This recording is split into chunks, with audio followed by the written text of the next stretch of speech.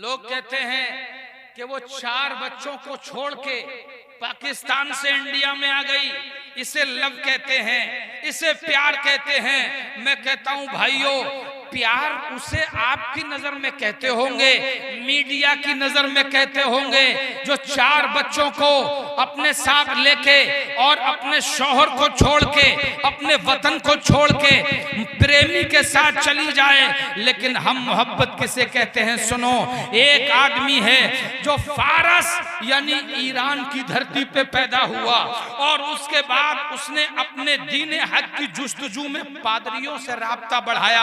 अभी इस्लाम दुनिया में नहीं आया है, अभी पैगंबर इस्लाम ने नबूवत का ऐलान नहीं किया है। अपने पादरियों से मिला, बोले मैं ये चाहता हूं कि सच्चा मजहब तलाश करूं, तो किसी ने बता दिया आग को पूजने में सच्चाई है।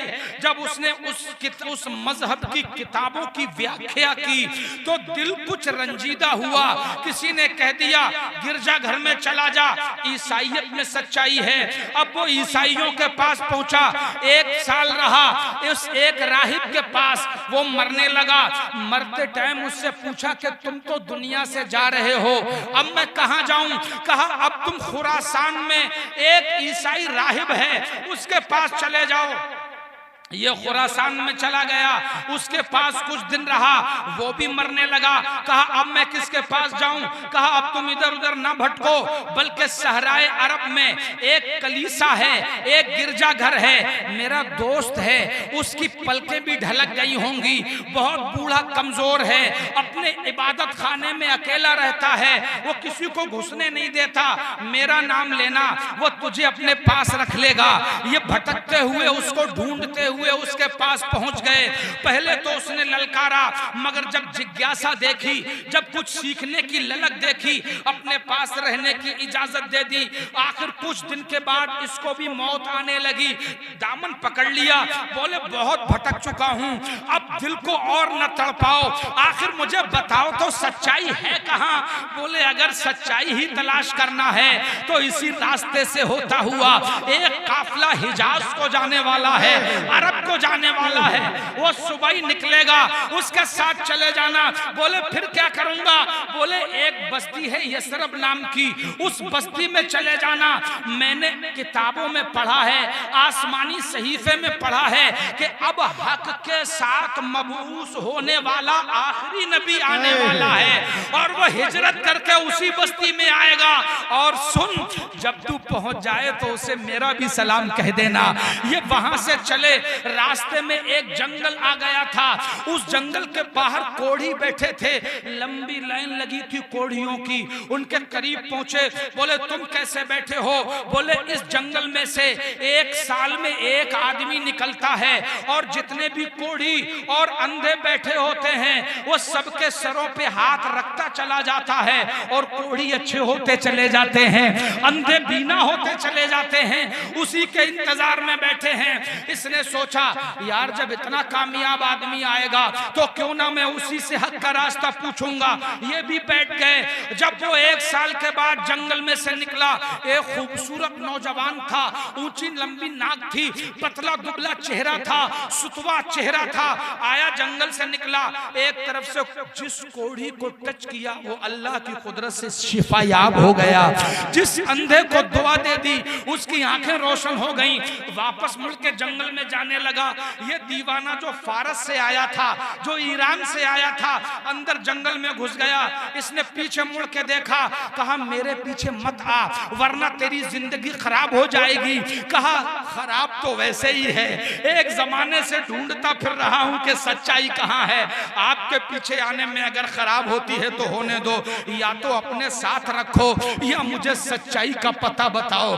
उसने करीब बुलाया और कहा ऐसा कर जो तुझे राहिब ने पता बताया था कलीसा में, मैं भी वही पता बताता हूं, यसरब चला जा, हिजाज चला जा, वहीं जाकर के सुकूनत इख्तियार कर लेना। बोले ठीक है। और बोले सुन, जब वो आखिरी नबी से तेरी मुलाकात हो तो मेरा भी सलाम उनकी बारगाह में अर्ज कर देना।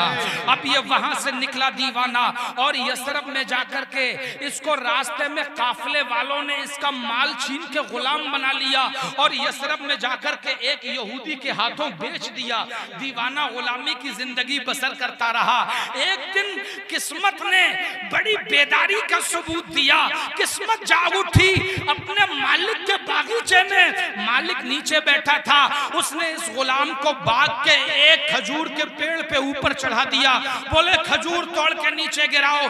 इतने में मदीने की बस्ती की तरफ से एक आदमी भागता हुआ आया। उसने उस बाग के मालिक के पास आके कहा, तुम्हें कुछ पता भी है मदीने में इनकलाब आ गया है? कहा क्या हुआ? कहा एक आदमी है जो अपने आप को आखिरी नबी कहता है और वो मदीने में आ गया है। मदीने वाले उसके चारों तरफ जमा हैं। कोई उसके हाथ चूम रहा है, कोई लुआबे दहन हाथ में लेने की कोशिश कर रहा है। उसकी राह में मैं अपनी माथे से देख के आया हूँ, माथे के निगाहों से देख के आया हूँ कि उसकी राह में लोग कपड़े नहीं अपने दिलों को बिछाते नजर आ रहे हैं, अपनी पलकों को बिछा रहे हैं। वो दीवाना जो ऊपर पेड़ पे चढ़ा हुआ था कहता है कि मेरे कान में थोड़ी सी आवाज आई। खुशी का ये आलम था कि मुझसे संभलना मुश्किल हो गया। करीब था कि पेड़ मेरे हाथों से छूट जाता और मैं नीचे गिर जाता। मैं जल्दी जल्दी पेड़ से उतरा और उसके करीब जाकर के कहा, खबर लाने वाले जरा एक बार और सुना दे, तू क्या खबर लाया है? कहते मेरे मालिक ने आगे बढ़ के एक जोरदार थप्पड़ मेरे गाल पे मारा। कहा गुलाम है तो गुलामों जैसा काम कर, ये बड़ों की बातें हैं इनमें ना पड़। बोले मैं थप्पड़ खा के सहम के रह गया। मुझे मेरी औकात याद आ गई कि हाँ मैं तो गुलाम हूँ, लेकिन अब मेरे दिल के जज्बात क्या थे ये तो बस मैं ही समझ सकता था। दिल कहता था कि गुलाम तो तेरा हूँ, मगर तुझे क्या मालूम इस रूह पर कब्जा उस आने वाले का हो चुका है। इंतजार में मैं किसके बैठा हूँ? कहते हैं कि मैं शाम का इंतजार करने लगा, मगर जब वो आखिरी कलीसा वाले राहिब से मेरी मुलाकात हुई थी, उसने 3 निशानियां बताई थी। कहा उसकी सच्चाई की दलील ये होगी कि जब वो आएगा तो सदका कबूल तो करेगा मगर सदके का माल खाएगा नहीं, और अगर उसको कोई हदिया देगा तो हदिया कबूल भी करेगा और हदिया खाएगा भी। और तीसरी निशानी ये होगी कि उसके दोनों कांधों के दरमियान एक मोहर लगी हुई होगी जिसे मोहरे नबूवत कहते हैं। कहते हैं मैं शाम का इंतजार करने लगा। शाम हुई, कुछ खजूरें ले ली, मैं बारगाह में पहुंच गया। मैंने कहा जनाब ये आपके लिए लाया हूं मगर ये सदके का माल है। कहते हैं उन्होंने ले तो लिया मगर मुस्तहिक सहाबा को दे दिया और कहा सुनो हम सदके का माल नहीं खाते। कहते हैं उस चांद से चमकते हुए चेहरे के जवाब ने मेरे दिल को मुतमईन कर दिया। आवाज थी, ऐसा लगता था कि आसमान पे बिजली कौंधती हो और दिलों के अंदर आवाज पेवस्त होती चली जाती हो। कहते हैं मैं अब दूसरे दिन की शाम का इंतजार करने लगा। फिर कुछ खजूरें ले ली और शाम को मैं फिर पहुंच गया। बोले मैं ये आपके लिए लाया हूं, ये मेरी तरफ से हदिया है, सदका नहीं। कहते उन्होंने ली और खुद भी खाई और अपने सहाबा को भी खिलाई। 2 निशानियां पूरी हो गई। अब आखिरी निशानी रह गई थी, यानी कांधों के दरमियान एक ठप्पा था जो रब ने लगा के भेजा था। अब मैं ऐसे तो कह नहीं सकता था कि अपना कांधा नंगा करके दिखाओ। मैं मौके की तलाश में रहा। एक दिन मैंने सुना कि वो बकी में अपने किसी यार के जनाजे में गए हैं। बोले मैंने दूर का चक्कर काटा। मैंने कहा कि सामने से जाऊंगा तो फिर मतलब हल नहीं हो पाएगा। मैं दूर का चक्कर काट के पीठ के पीछे से गया और जब मैं चक्कर में घूम के जा रहा था ना तो निगाहे नबूवत मेरा ताक़ुब कर रही थी, वो नजरें मुझे देख रही थी। बोले जब मैं घूम के पीछे से गया तो उसने बगैर कहे अपनी चादर को अपने आप कांधों से नीचे सरका दिया और बोले जैसे ही कांधों को से नीचे चादर आई है फिर तो दीवाने की बची कुची मोहब्बत भी बरसरे पैकार आ गई। मैंने देखा कि दोनों कांधों के बीच में कबूतर के अंडे के बराबर एक गोल निशान है जिसमें ऊपर लिखा है अल्लाह, नीचे लिखा है रसूल और उसके नीचे लिखा था मोहम्मद, यानी नीचे से पढ़े तो लिखा था मोहम्मदुर रसूलुल्लाह। मुझसे रहा ना गया, मैं आगे बढ़ा, मैंने दोनों होठों से मोहरे नबूवत को चूम लिया तो मुस्तफा ने कहा, ऐ सलमान अब तो तीनों पूरी हो गई, अब तो तीनों देख ली, अब पीछे ना रहे, तेरी जगह अब पीठ के पीछे नहीं, अब तू हमारे सीने से लगने का मुस्तहिक है। नारे तकबीर, नारे रिसालत, नारे गौस, मसलके आला हज़रत। और सुनो, कहते हैं कि जो 4 बच्चों को लेके शौहर को छोड़ के चली आए वो मोहब्बत। मैं कहता हूं जो घर को छोड़े, दर को छोड़े, माँ बाप को छोड़े, जमीन जायदाद को छोड़े और फारस के कंकरीले इलाकों में घूमता हुआ, हिजाज के सख्त रास्तों को तय करता हुआ अपनी पूरी जिंदगी बगैर देखे इतनी मोहब्बत करे कि इंतजार में गुलाम बनकर के बिक जाए, मोहब्बत इसे कहते हैं, लव इसे कहते हैं। और सुनो मेरे भाइयों, कोई पबजी गेम खेल के मोहब्बत करे तो ये देख, चेहरा देख के मोहब्बत हुई, मगर बाहरी मोहब्बत जो बगैर देखे मोहब्बत करे, इसको मोहब्बत कहते हैं। ये मोहब्बत होती है। मैंने तारीख से पूछा, तारीख ये मोहब्बत करने वाला प्रेमी कौन है और जो महबूब है ये कौन है? तो तारीख कहती है इस प्रेमी का नाम सलमान फारसी है और इस महबूब का नाम मोहम्मद रसूलुल्लाह। सुभान अल्लाह। अब मुझे बताओ, सीमा हैदर की मोहब्बत मोहब्बत है या सलमान फारसी की मोहब्बत मोहब्बत है? अरे जरा जोर से बोलो और ऊंची बोलो। सीमा हैदर नहीं, ऐसी कितनी सीमाएं आई, मगर मोहब्बत उसे कहते हैं कि हुस्न यूसुफ पे कटी मिस्र में अंगुश्ते जना। जो देख के मोहब्बत करे, बेशुमार मिसालें मौजूद हैं।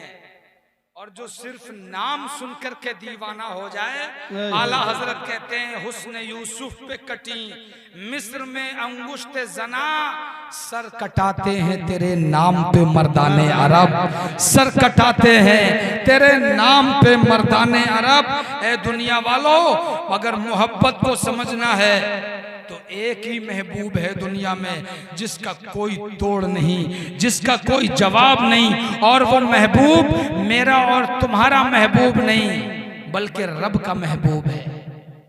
और जो रब का महबूब है वो सब का महबूब है। और इस महबूब की अदाओं का ही तो नतीजा है जो खाना खाते वक्त एक दूसरे की तरफ पीठ कर लिया करते थे। जो खाना खाते टाइम अगर नीच बिरादरी वाले की परछाई पड़ जाती तो थाली उठा के फेंक देते थे।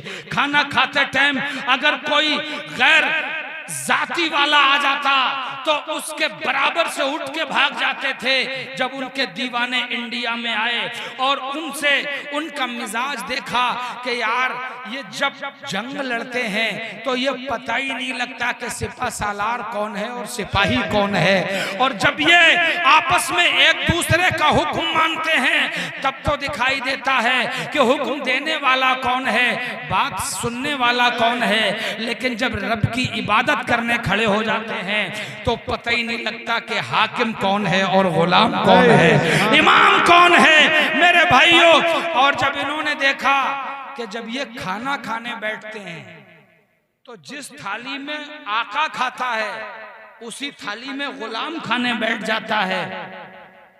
जहां लोग इतने प्रताड़ित हो गए थे कि एक दूसरे की सूरत देखना गवारा नहीं करते थे, उन लोगों ने जब ये मोहब्बत देखी तो बोले यार जिसके मानने वालों में इतनी मोहब्बत है, जिसके चाहने वालों में इतनी मोहब्बत है, तो खुद उस महबूब की मोहब्बत का आलम क्या होगा।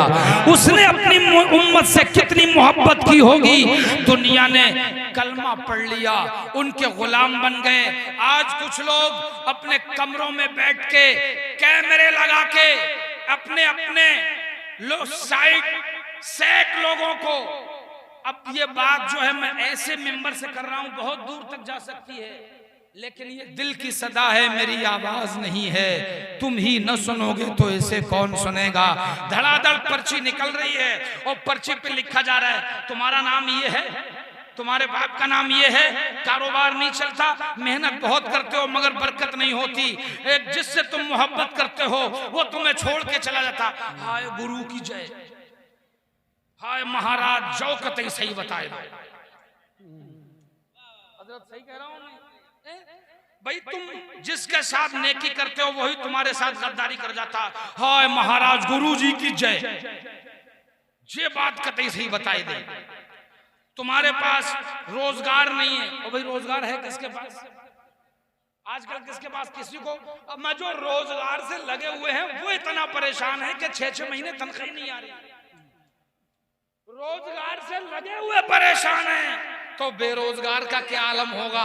और ऐसा कौन आदमी है जो साइको के एतबार से जिसको ये फील ना होता हो कि यार मैं जिससे मोहब्बत करता हूं वो मुझसे नहीं करता। लगभग मेरे ख्याल से सारे लोगों को ये एहसास होता है।